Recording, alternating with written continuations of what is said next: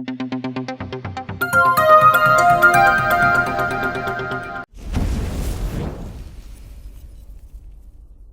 Everyone, welcome back to pharmacy India live. इस lecture में हम बात करने वाले हैं डी फार्मा सेकेंड ईयर का जो सब्जेक्ट है फार्माकोथेराप्यूटिक्स, उसमें चैप्टर सेकंड एच, जिसमें हम पार्ट 2 पढ़ेंगे और जिसमें जो टॉपिक है हमारा वो है ऑस्टियोआर्थराइटिस। यानी कि ऑस्टियोआर्थराइटिस क्या होता है, इसके कॉजेस क्या क्या होते हैं, किन कारणों से, किन रीजंस की वजह से ये हो जाती है, क्या इसका डायग्नोसिस होता है और क्या इसका ट्रीटमेंट होता है, उसके बारे में इस लेक्चर में आज हम पूरा इसका डिस्क्रिप्शन पढ़ेंगे कि in detail we will be studying osteoarthritis, यानी पूरा डिटेल में ऑस्टियोआर्थराइटिस के बारे में आज हम इस लेक्चर में बात करने वाले हैं। उससे पहले आप हमारे चैनल फार्मेसी इंडिया लाइव पर नए हैं, हमारे चैनल को सब्सक्राइब कीजिए।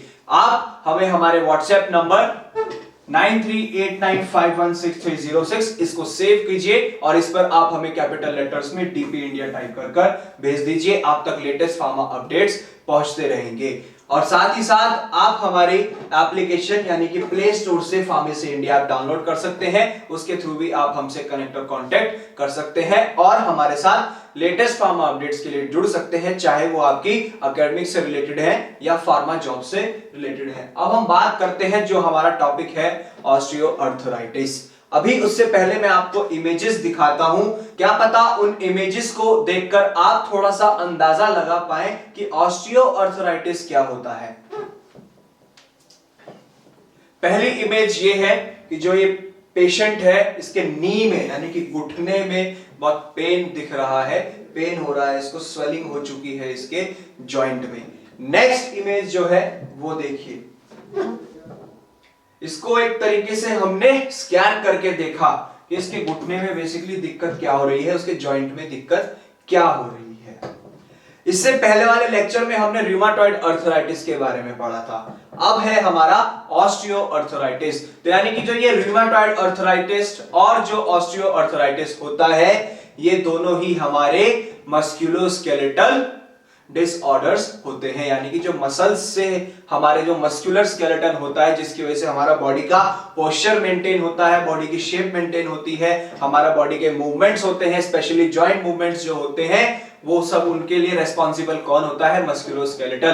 तो हमारे डिसऑर्डर्स में रूमेटॉइड अर्थराइटिस आता है, ऑस्टियोआर्थराइटिस आता है और गाउट भी आता है। अब हम बात करते हैं कि ऑस्टियोआर्थराइटिस बेसिकली होता क्या है। तो ऑस्टियोआर्थराइटिस, इसकी डेफिनेशन अगर हम देखते हैं तो सबसे पहला वर्ड आता है, सबसे पहले जो सेंटेंस आता है वो ये आता है कि ये मोस्ट कॉमन फॉर्म है अर्थराइटिस की, जिसे हम ऑस्टियोआर्थराइटिस कहते हैं या हम इसे ओए भी कहते हैं। यहां सामने आपको स्क्रीन पर दिख रहा होगा। तो मोस्ट कॉमन फॉर्म है ये अर्थराइटिस की, जिसे हम ऑस्टियोआर्थराइटिस के नाम से जानते हैं। तो बेसिकली ये होता क्या है, ये एक जॉइंट डिसऑर्डर होता है। जो भी हमारे शरीर में जॉइंट्स होते हैं उसमें डिसऑर्डर होता है, जब उनका फंक्शन बिगड़ जाता है, वो ठीक से काम नहीं करते हैं और ग्रेजुअल लॉस होने लगता है कार्टिलेज का। कहां से, हमारे जॉइंट से। और कुछ लोगों में तो इन्फ्लामेशन भी हो जाती है, कहां, जॉइंट्स में। जैसे हमने अभी इमेज देखी थी, इमेज में साफ साफ दिखाई दे रहा था उसको दर्द हो रहा है बहुत ज्यादा। क्यों? क्योंकि वहां उसका इन्फ्लामेशन हो गया है, वो सूज गया है और उसके जो जॉइंट डिसऑर्डर था, नी का डिसऑर्डर हो गया है, ठीक से वो काम नहीं कर रहा है। तो मेन रीजन जो है वो इसका ये होता है कि ये एक जॉइंट डिसऑर्डर होता है। किसकी वजह से? जब कार्टिलेज खत्म होने लगती है, कार्टिलेज धीरे धीरे जाने लगती है, कहां से, हमारे जॉइंट से, और जिसका रिजल्ट क्या होता है, वहां पर इन्फ्लामेशन भी हो जाती है। उसे हम ऑस्टियोआर्थराइटिस कहते हैं। नेक्स्ट हम बात करें तो ये अकर कैसे, यानी कि ये हो कैसे जाती है, ये हमारे जॉइंट्स में होती है। मेनली जो हमारे मेजर जॉइंट्स होते हैं, जैसे हमारे घुटने जिन्हें हम नी कहते हैं, हिप जॉइंट जो होता है हमारा, और बैक जो हमारी कमर की जॉइंट्स होते हैं, ये मेजर जॉइंट्स पे अटैक करता है। कौन? ऑस्टियोआर्थराइटिस। साथ ही साथ जो हमारी एल्बोज होती है यानी कि कोहनिया, ऐसे ही हमारे एंकल्स, और साथ ही साथ जो हमारे हाथों के जॉइंट्स होते हैं, मींस कि जितने भी जॉइंट्स हैं, मेजर जॉइंट्स में हमारा नी यानी कि घुटने, हिप और कमर का बैक जॉइंट आता है। बाकी के जो हमारे जॉइंट्स बचे, जैसे हमारी कोहनिया हो गई, हमारे एंकल हो गए और हमारे जितने भी हाथों पैरों के जॉइंट्स होते हैं वहां पर भी ये असर करने लगती है। कौन? ऑस्टियोआर्थराइटिस। तो कुल मिलाकर हम ये कह सकते हैं सरल भाषा में कि जितने भी जॉइंट डिसऑर्डर होते हैं वहां इन्फ्लामेशन हो जाती है, उसे हम ऑस्टियोआर्थराइटिस कहते हैं। नेक्स्ट हम बात करें इसकी एपिडेमियोलॉजी की, यानी कि महामारी विज्ञान। तो ये तो हमें पता है कि मोस्ट कॉमन अर्थराइटिस जो होता है वो कौन होता है? ऑस्टियोआर्थराइटिस। सबसे ज्यादातर जो आपको अर्थराइटिस के केसेस दिखेंगे, पेशेंट्स मिलेंगे, उनको ऑस्टियोआर्थराइटिस डिजीज ही मिलेगी। साथ ही साथ one of the leading cause of disability, disability जो हो जाती है लोगों को, यानी ठीक से चलने फिरने में दिक्कतें होती हैं, उसमें भी ये एक बहुत बड़ा रोल प्ले करता है। और ये इतनी तेजी से बढ़ा है पूरे विश्व भर में कि 250 मिलियन लोगों को ये बीमारी हुई है, इसकी वजह से डिसएबिलिटी हुई है। जितने भी अर्थराइटिस के केसेस आए हैं उनमें सबसे ज्यादा जो होते हैं ऑस्टियोआर्थराइटिस के होते हैं, और पूरे विश्व भर में 250 मिलियन लोगों को ये बीमारी हो चुकी है, जिससे लोग जूझ रहे हैं। और सबसे ज्यादातर जो ये अफेक्ट करती है ये ओल्डर पीपल को करते हैं, जो बड़े बुजुर्ग होते हैं, बड़े बूढ़े जिन्हें हम कहते हैं, उनमें सबसे ज्यादातर ऑस्टियोआर्थराइटिस देखने को मिलता है। ऑन एन एवरेज हम ये कह सकते हैं जितने भी 40 प्लस के लोग होते हैं उनको बहुत ज्यादा चांसेस होते हैं ऑस्टियोआर्थराइटिस होने के। मींस कि उनके जोड़ों में दर्द होना चालू हो जाता है, जोड़ों का डिसफंक्शन होने लगता है, यानी कि जोड़ ठीक से काम नहीं करते। आपने कहीं कहीं बातें सुनी भी होंगी अपने कानों से, अपने घर में, अपने आस पड़ोस में, इवन आपने देखा भी होगा कि बहुत से लोग कहते हैं कि हमारा घुटनों का ऑपरेशन होना है, हमें अपने घुटने बदलवाने हैं, हमारी जो ये बॉल्स हैं घुटने की ये बोल गई हैं, इनका लिक्विड खत्म हो गया है। तो ये मेजर कारण किस वजह से है? ऑस्टियोआर्थराइटिस से। उनके जो जॉइंट्स हैं घुटनों के, यानी कि नी के, जैसे हमने इमेज में भी देखा था, वो बोल गए हैं। बोल गए कैसे? मुंह से नहीं बोल रहे हैं, वो मजाक मत लीजिए, यानी कि वहां पर डिसफंक्शन हो गया है, डिसऑर्डर हो गया है, मींस कि वो ठीक से काम नहीं कर रहे हैं। वहां जो कार्टिलेज थी वो खत्म होने लगी। बेसिकली हम जो ये कह सकते हैं, जो एक फ्लूइड प्रेजेंट होता है जिसकी वजह से उन्हें ग्रीसिंग मिलती है, बोन्स को ठीक से काम करने में, मूवमेंट में मदद होती है, वो खत्म होने लगता है, जिसकी वजह से वहां सूजन स्टार्ट हो जाती है, इन्फ्लेमेशन स्टार्ट हो जाती है और जोड़ हमारे बोल जाते हैं। तो मेजर कारण कौन हुआ? ऑस्टियोआर्थराइटिस। इसी की वजह से हमारे जॉइंट्स ठीक से काम नहीं कर पाते जब ये डिजीज हो जाती है। अब हम बात करते हैं एटियोलॉजी, यानी कि क्या क्या कारण हो सकते हैं जिसकी वजह से हमें यह बीमारी हो जाती है। एटियोलॉजी में हम कह सकते हैं इंक्रीज रिस्क फॉर, यानी कि खतरा बढ़ सकता है किस चीज के लिए? सबसे पहला आता है ओबेसिटी। जो लोग अपना वजन कंट्रोल में नहीं रखते हैं उनको सबसे ज्यादा चांसेस होते हैं कि एक टाइम ऐसा आ जाएगा उनके घुटने, उनके जितने भी जोड़ हैं, चाहे वो घुटने के हैं, हिप्स के हैं, बैक के हैं, कोहनियों के हैं, एंकल के हैं, जिन्हें हम गट्टा कहते हैं, वहां सारे जितने भी जॉइंट्स हैं वो बोलने स्टार्ट हो जाएंगे, यानी कि वो ठीक से काम नहीं करेंगे। चलने फिरने, उठने बैठने, कूदने सब में उन्हें दिक्कत होगी। वो आराम से अपनी एक normal healthy quality of life को नहीं जी पाएंगे, एक अच्छा जीवन यापन नहीं कर पाएंगे। जो लोग अपने वजन को कंट्रोल नहीं करते हैं उनमें ये खतरा बढ़ जाता है ऑस्टियोआर्थराइटिस का। एक मेन कारण ये भी है कि वजन अपना काबू में नहीं रखते हैं, जिसकी वजह से भविष्य में आगे जाकर हमें ऑस्टियोआर्थराइटिस जैसे डिजीज से जूझना पड़ता है। नेक्स्ट हम बात करें कि ऑक्यूपेशन एंड ट्रॉमा। अब ऑक्यूपेशन सर यहाँ जॉब कैसे बात, सर अब ऑक्यूपेशन कैसे, यहाँ नौकरी की कैसे बात आ गई कि और क्या काम है उसका? काम ये कि हमारा जो नॉर्मल फिजिकल एक्टिविटीज होती हैं, डेली में हम जो भी अपना कार्य करते हैं, चाहे हम अपनी एक्सरसाइज कर रहे हैं, चाहे हम अपना काम कर रहे हैं, अपने घर में काम कर रहे हैं या अपने ऑफिसेज में काम कर रहे हैं, फैक्ट्रीज में काम कर रहे हैं, वो सब डिपेंड करते हैं। जैसे जो जितनी देर की सिटिंग जॉब्स होती हैं, जैसे ऑफिसेस होते हैं, वहां कॉल सेंटर्स हो गए या आईटी सेक्टर डिपार्टमेंट हो गया, या ऑफिशियल जॉब्स जो होती हैं जैसे एमबीए, इन सब की होती हैं, ये सब बैठने की जॉब होती हैं। तो ज्यादा देर तक बैठने से भी हमारे जोड़ों में फर्क पड़ने लगता है। और जैसे जैसे उम्र बढ़ती है खड़े रहने में भी ज्यादा देर तक दिक्कत होती है। जो लोग मशीन्स पे वर्क करते हैं तो हमारा जो डेली रूटीन वर्क होता है उसकी वजह से भी हमें ये डिजीज हो जाती है।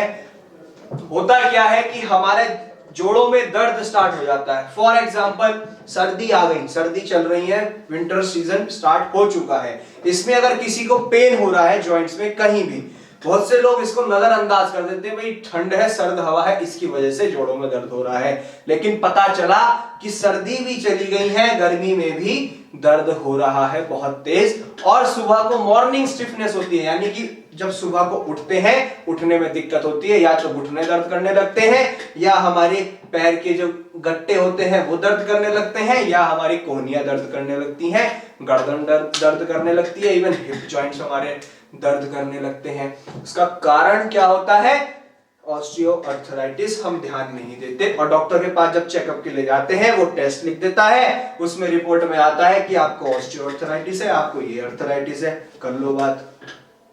तो ध्यान देना भी एक बहुत बड़ी जिम्मेदारी है हम सब लोगों की। हमें कुछ भी फील होता है तुरंत हमें डॉक्टर से कंसल्ट करना चाहिए, तुरंत हमें फिजिशियन से कंसल्ट करना चाहिए, तभी आगे जाकर कोई स्टेप हमें लेना चाहिए। तो सबसे पहला था ओबेसिटी, वजन कंट्रोल में रखेंगे तो ठीक रहेंगे, अदरवाइज इस बीमारी को हम खुलेआम न्योता दे देंगे। ऐसे ही जो हमारी ऑक्यूपेशन है, मींस की जो हमारा डेली रूटीन वर्क होता है, फिजिकल वर्कआउट जो होता है वो भी डिपेंड कर जाता है। नेक्स्ट हम बात करें तो आता है जेनेटिक फैक्टर्स। हेरिडिटी भी एक बहुत बड़ा रोल प्ले करती है इसमें। अगर एक जनरेशन है उससे ऊपर वाली जो जनरेशन है, जैसे फॉर एग्जांपल फादर जैसे ग्रैंडफादर, फादर सन, ग्रैंडसन, इसी तरीके से अगर फादर, ग्रैंडफादर या सन इनमें से किसी को ऑस्टियोआर्थराइटिस वाली कंडीशन रही है तो मोस्ट प्रोबेबली वो कैरी फॉरवर्ड होके ग्रैंडसन में भी जा सकती है। तो हेरिडिटी भी बहुत बड़ा रोल प्ले करती है, जेनेटिक फैक्टर्स भी इसमें रोल प्ले करते हैं। नेक्स्ट हम बात करें कि इसका पैथोफिजियोलॉजी क्या कहता है। बेसिकली जो हमारे जोड़ों में कार्टिलेज होते हैं या जो हमारा साइनोवियल जॉइंट फ्लूइड होता है वो जब खत्म होने लगता है, वो जब लॉस होने लगता है हमारे जॉइंट्स में से, तब हमें ऑस्टियोआर्थराइटिस जैसी कंडीशन बनने लगती है। यानी कि हमारे जोड़ों में दर्द होने लगता है, जोड़ों में इन्फ्लामेशन होने लगती है, स्वेलिंग होने लगती है, जिसकी वजह से हमें चलने फिरने, उठने बैठने कूदने सब में दिक्कत होती है। और जिन लोगों को डांस करना बहुत पसंद है उन लोगों को तो बहुत ज्यादा दिक्कतें होने लगती हैं, बिना डांस किए रह भी नहीं सकते। तो क्यों? जब हम ध्यान नहीं देते हैं अपने जॉइंट्स का, पेन हमें हो रहा है लेकिन हम नजरअंदाज करे जा रहे हैं, ऐसे ही उस पे कोई हम एनाल्जेसिक एजेंट यूज कर लेते हैं, तो पेन किलर्स खा लेते हैं या उन पे कोई स्प्रे लगा लेते हैं, मूव, वॉलिनी, ऐसे ट्यूब, जेल्स या स्प्रे जो आते हैं वो हम लगा लेते हैं। और पता क्या चलता है कि ऐसी कंडीशन बन जाती है फ्यूचर में आगे जाकर कि डॉक्टर जब टेस्ट कराता है तो कह देता है कि आपको तो अर्थराइटिस है, फलाना अर्थराइटिस है और ढिमाका अर्थराइटिस है। ऐसा नहीं, क्योंकि हम अगर वक्त के रहते रहते ही हम अपने ऊपर ध्यान दे लें तो हम इन बीमारियों से बच सकते हैं। तो जो साइनोवियल जॉइंट्स का फ्लूइड है, हमारे जॉइंट्स में जो फ्लूइड प्रेजेंट होता है जिसकी वजह से हमें ग्रीसिंग मिलती है हमारे जॉइंट्स में, मूवमेंट ठीक से होता है, मूवमेंट अच्छे से होता है, उसको हम साइनोवियल जॉइंट फ्लूइड कहते हैं, कार्टिलेज भी कहते हैं, जिसकी वजह से हमारे जॉइंट्स के मूवमेंट में आसानी होती है। तो जब वहां दिक्कत होने लगती है, वहां कमी आने लगती है, उसी की वजह से हमें दिक्कतों का सामना करना पड़ता है और ऑस्टियोआर्थराइटिस जैसी बीमारी हमको हो जाती है। नेक्स्ट हम बात करते हैं डायग्नोसिस की, कि डायग्नोस कैसे किया जा सकता है इसको।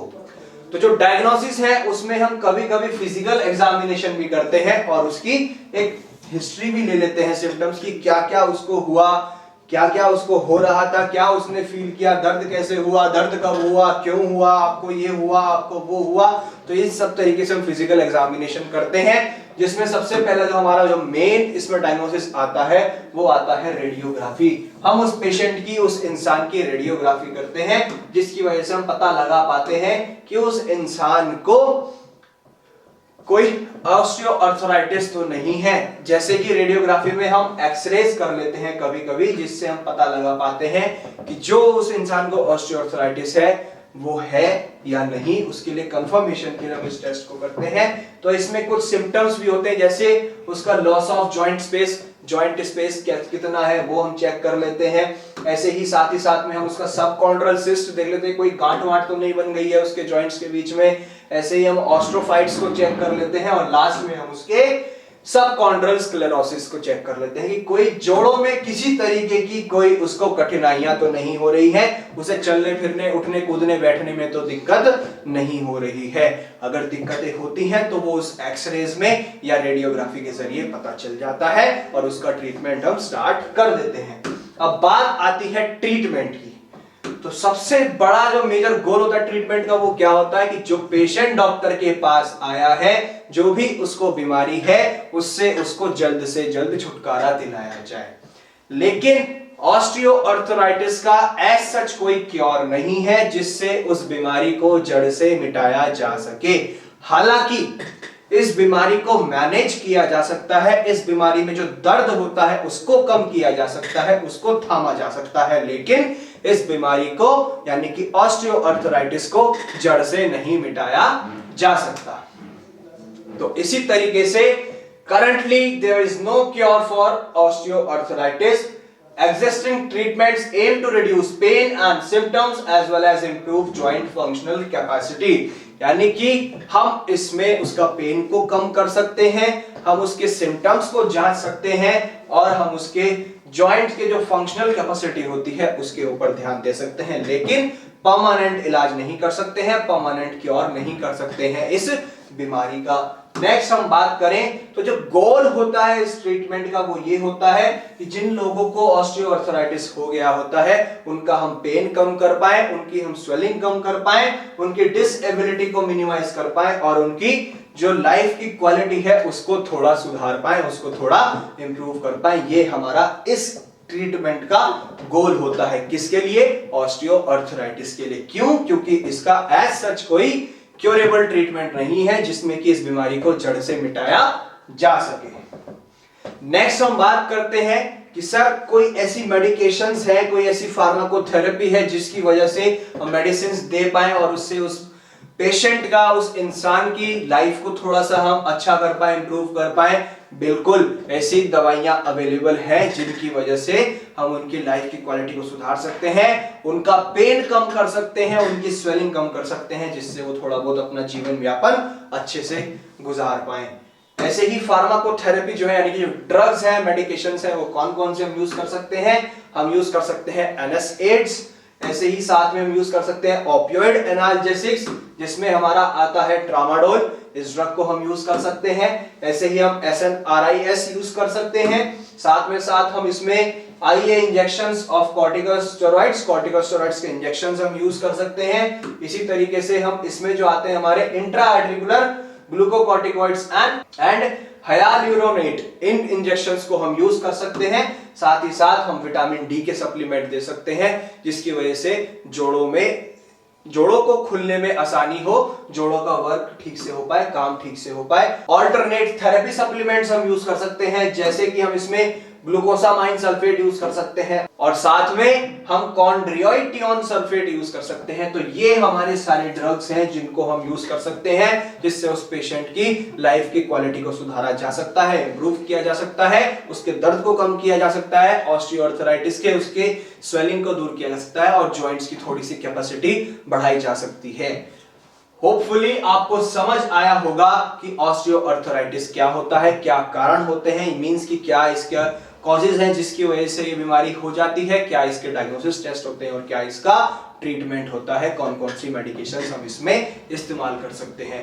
होपफुली आपको इस लेक्चर में सारे टॉपिक्स क्लियर हुए होंगे, आपको समझ आया होगा कि ऑस्टियोआर्थराइटिस क्या होता है। इसी तरीके की मोर अपडेट्स के लिए हमारे साथ बने रहिए फार्मेसी इंडिया लाइव के साथ।